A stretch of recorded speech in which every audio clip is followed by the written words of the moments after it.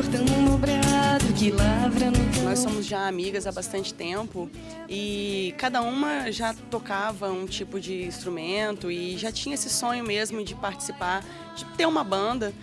E a gente foi se encontrando e nesses encontros foi surgindo música. Verdade, Amélia, coragem, neguinha da prosa.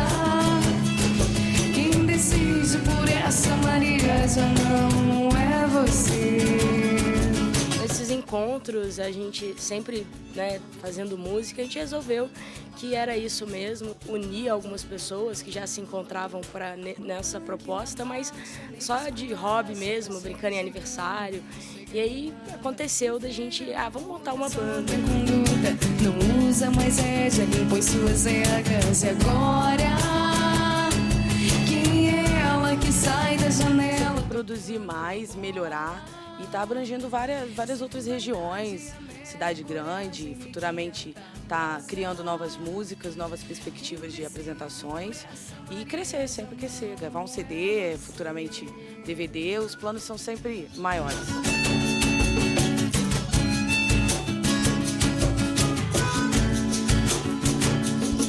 E essa moça que tá diferente, seguindo em frente, sem tempo a perder.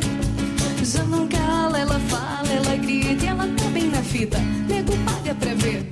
As mulheres aí estão entrando cada vez mais forte no cenário público, tendo domínio de suas vidas. Então foi uma música com um quê feminista. Só um peão. Agora, quem é ela que sai da janela tocando a bola? Na música a gente diz que quem é ela que sai da janela tocando a bola, sem vaidade, Amélia, coragem, neguinha da prosa, e quem decide por essa Maria já não é você.